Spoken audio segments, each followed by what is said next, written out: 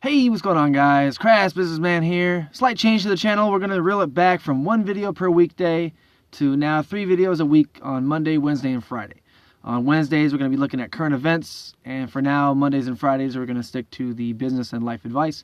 And yeah, I hope you guys like the changes. So today's quote of the day is, you don't fight racism with racism. The best way to fight racism is with solidarity. And that is by a guy named Bobby Seale. So, to start off, I came across a news story today, and it gave me a minor aneurysm. I basically wanted to take sandpaper to my eyes and a hammer drill to my fucking brain. On a scale of 1 to 10, the level of ridiculousness reached a record 30,000, which is actually 5,000 above wiping before you poop, on the scale of not making any fucking sense whatsoever. Words could not express it, but I'm going to try.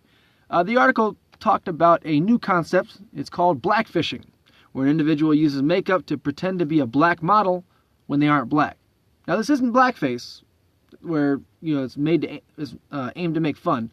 This is actually when an individual tans, accentuates large lips and large hips, and apparently gives the impression of being black as a model. And the people taking issue with this appear to be outspoken about these grave injustices befalling the black race. And these models are capitalizing on the advantages of looking black while not actually being black. So let's pick apart let's pick apart why this is irritating as fuck. See, these people making these claims of racism are insinuating that they're being treated unfairly. So that when they say things like, the advantages of being black, which is it? Is it an advantage to be black, or is it not? Because the narrative always seems to be, white privilege this and white privilege that. But if you're saying that, these models are, receiving monetary rewards for looking black, then that would indicate that, looking black would be a desirable quality. One would think. I mean, if the models are doing it, it only logically follows. So wouldn't it also logically follow that if you naturally look black, that you'd be at an advantage? It would. So what's the complaint here? That people are trying to look like you? Hashtag first world problems. That's ridiculous. Others have taken to Twitter and Instagram making claims such as, white people are always stealing our culture. And that can potentially open up a whole can of worms. I don't really want to get into that, but just to touch on it very briefly, how do we even decide what thing is from which culture, and what are the guidelines? Because one could make the claim that maybe financial management is an inherently white thing. Because if logically it was, then no other race would be allowed to manage their finances. But that's utterly ridiculous. How is it stealing if someone wants to do something that you do? Either way, let me try to understand. So the other thing is that white people aren't really allowed to do or wear anything that black people do or wear. That sound fair? It sounds more like separation. But wait, that's not what we want, because that's racist too. And this is basically what pisses me off. Because it's become almost automatic nowadays. You take a situation, no matter what it is, and then you just make it about race by asserting that it is. Even when there's been no indication whatsoever that it's about race in any other way other than a bald assertion. And as a white guy, or a white-looking guy rather, I'm getting pretty sick of it. Because basically white people are singled out as the bad guys. Because they're white. The belief that all members of each race possess certain characteristics or abilities that are specific to that race, especially so as to distinguish it as inferior, is literally the definition of racism. See, it doesn't stop at, okay, racism is only one directional. It is about singling out any single race. Anyways, I see news story after news story about these supposed racist events happening all the time. Now, neither I nor any sane person on the planet wishes for anyone to be treated unjustly or unfairly, especially due to race. I'm not so naive as to believe that racism doesn't exist, but in most of these situations, there's just no substantial evidence to suggest that it was about race at all. And because it's such a polarizing issue, it just has now had a place as the ultimate trump card. Something bad happened to you that you didn't like? Are you black? Must be racism. Can't be any other variable. Especially because CNN said it was so. Or better yet, Fox News. It doesn't fucking matter.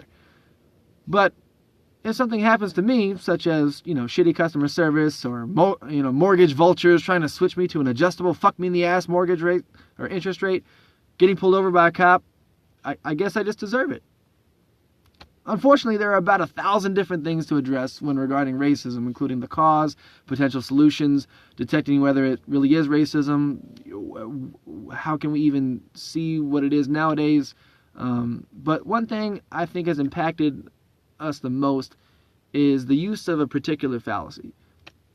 See, you must keep in mind that correlation does not equal causation. In other words, just because things appear to be related does not mean that they actually are. For example, ice cream sales seem to correlate with homicides in New York. As ice cream sales went up, as did homicides. Does that mean that ice cream causes homicides? No, that's fucking stupid. Or how about this? You take 4 students. You take 2 black ones, 2 white ones. They're all given the same test. The white students do better on this test than the black students. So does this mean that the test was racially structured and geared towards white people? No. There could have been any number of factors that could have contributed or led to this outcome.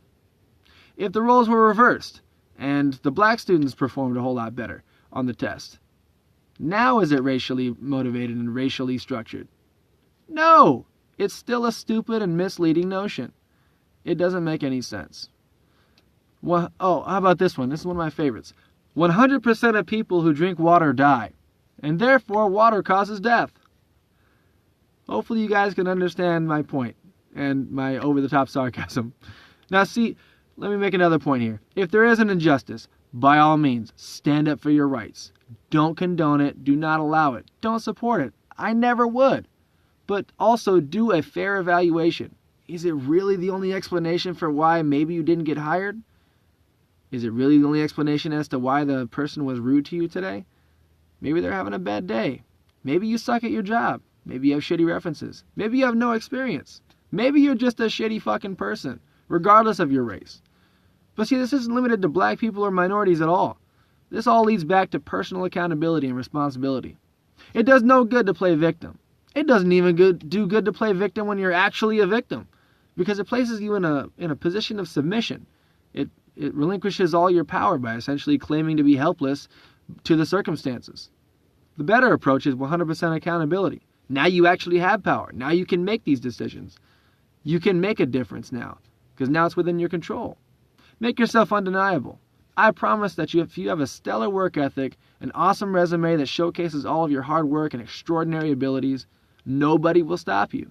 And I don't mean just for a job. I mean if you carry yourself with a metaphorical resume, an air of confidence about yourself that commands respect, you will indeed get it, regardless of race, ethnic background, sexual orientation, any other factor that we seem to try to blame everything on.